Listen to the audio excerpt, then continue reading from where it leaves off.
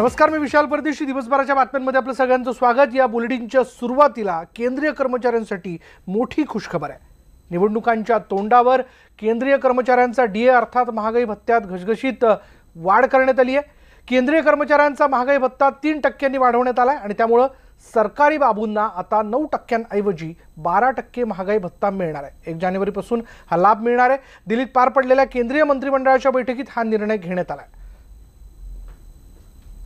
1 January को हर साल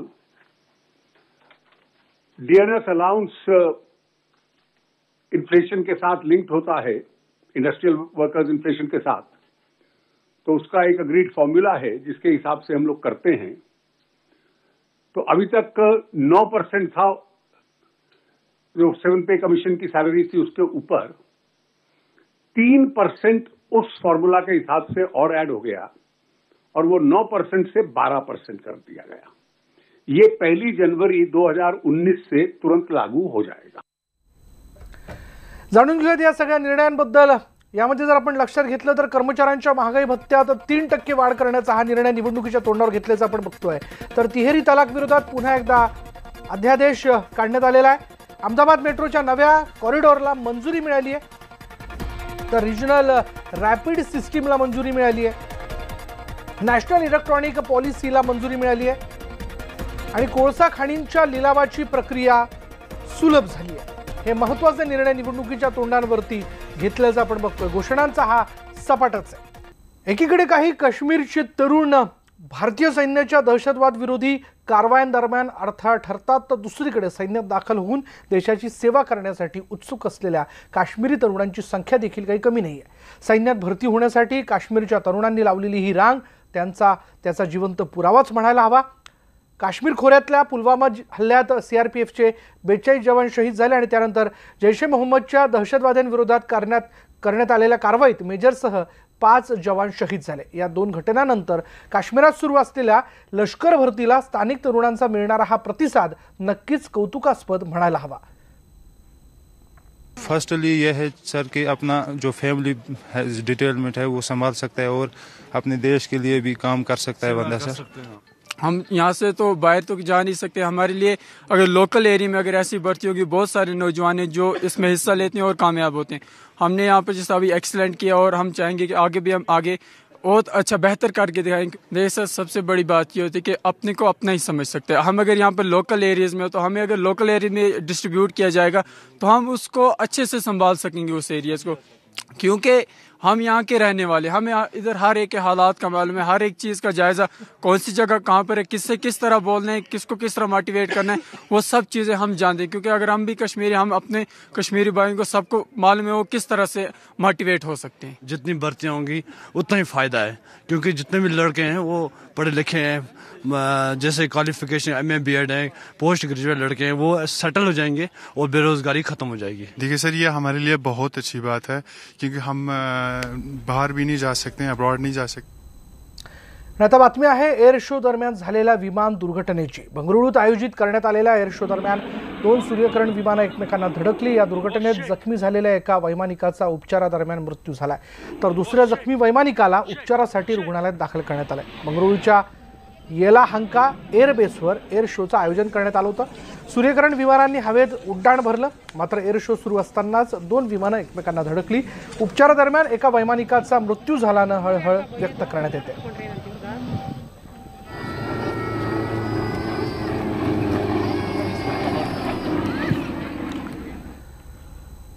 यानंतर बघूया, सेना भाजपची युती झाल्याने कोकणातील आपलं राजकीय वर्चस्व कायम ठेवण्यासाठी राणेंनी आत्तापासूनच जोरदार हालचाली सुरू केल्यात आणि त्यामुळे तळ कोकणात यावेळीही शिवसेना विरुद्ध राणे असा सामना बघायला मिळणार हे नक्की.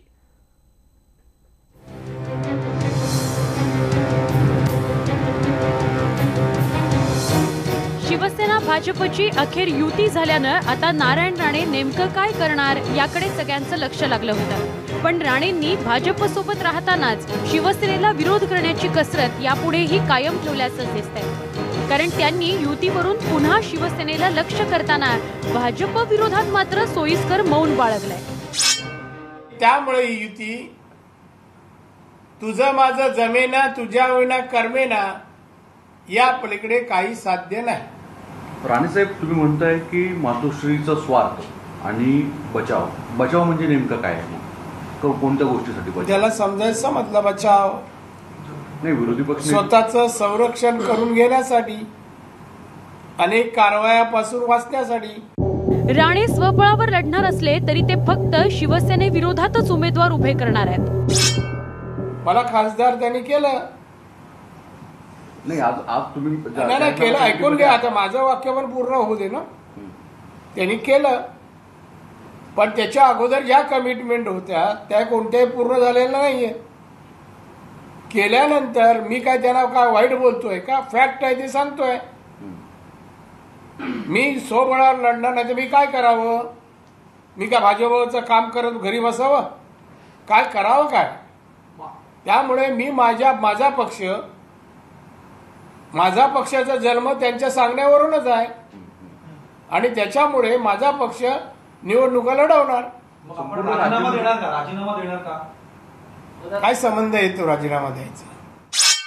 लेकिन भाजपा के खिलाफ आप कैंडिडेट दोगे या शिवसेना के खिलाफ दोगे या दोनों पक्षों के खिलाफ? वो सोच रहा हूँ किस किस के खिलाफ देना है।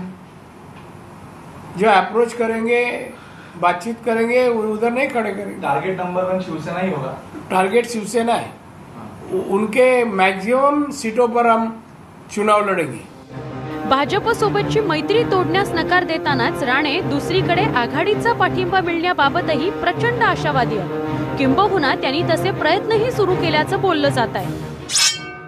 मी पाठिंबा दिला तेव्हा मी त्यांच्या पक्षात गेलो का?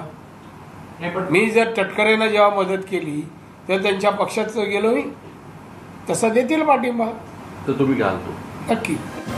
तळकोकणात गेल्या वेळी राणे विरुद्ध सर्वपक्षीय असं चित्र होतं, पण यावेळी राणे युती झाल्यानंतरही भाजपच्या वळचणीला चिकटून राहिल्यानं तिथे शिवसेना विरुद्ध राणे असंच धुमशान रंगणार हे नक्की।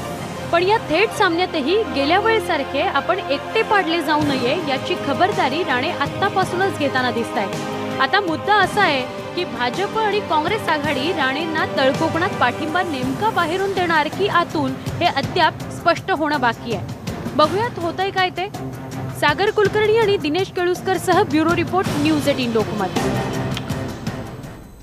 यानंतर बघूया, शिवसेना आणि भाजप युतीनंतर मुख्यमंत्री कोणाचा होणार याकडे सर्वांचंच लक्ष लागलेलं आहे। भाजप नेते चंद्रकांत पाटलांनी यावर नेमकी काय प्रतिक्रिया दिली आहे ते पाहूयात। साधारणतः 30 वर्षाच्या युतीमध्ये हाच निकष राहिला की ज्या वेळेला आता 95ला की शिवसेनेचे जास्त होते, माझ्या आठवणीप्रमाणे 73 होते, बीजेपीचे 63 होते, 10चा फरक होता। त्यानंतर सुद्धा विजयी नाही झाले, पण प्रत्येक वेळेला हे अंडरस्टँडिंग होतं की बा ज्याचे जास्त येतील तो त्याचा मुख्यमंत्री होईल। तसंच असायला पाहिजे असं माझं मत आहे, पण हे सगळंच म्हणजे मुख्यमंत्री महोदयाने उद्धवजी ठरवतील टप्प्याटप्प्यावर। राजकीय वर्तुळातून मोठी बातमी अशी की गरज पडल्यास शिरूरमधून निवडणुकीच्या रिंगणात उतरण्याची भाषा करणारे अजित पवार लोकसभेच्या रिंगणात उतरणार नसल्याचं शरद पवारांनी जाहीर केलंय। त्यासोबत अजित पवारांचा मुलगा पार्थ पवार लोकसभा आणि पुतणे रोहित पवार ही विधानसभा निवडणूक लढणार नसल्याची घोषणा शरद पवारांनी केली आहे। याचवेळी युतीला राज्यातील 48 पैकी 45 जागा मिळतील असा विश्वास भाजपने व्यक्त केल्यानंतर पवारांनी या वक्तव्याची खिल्लीही उडवली।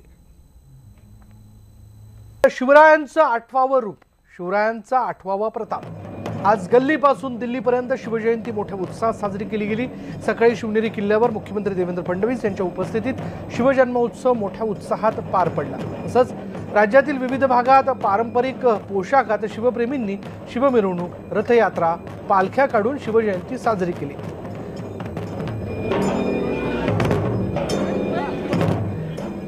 तर लातूरमध्ये चक्क हरित शिवजन्मोत्सव साजरा करण्यात येतोय। निलंग्यात तब्बल 2,40,000 स्क्वेअर फुटांवर हरित कलाकृती साकारण्यात आली। अक्का फाउंडेशन आणि निलंग्याच्या शिवजन्मोत्सव समितीनं संकल्पना प्रत्यक्षात उतरवली आणि लातूरचे विश्वविक्रमी रांगोळी कलावंत मंगेश निपाणीकर यांच्या प्रयत्नातून ही भव्य रांगोळी साकारण्यात आली।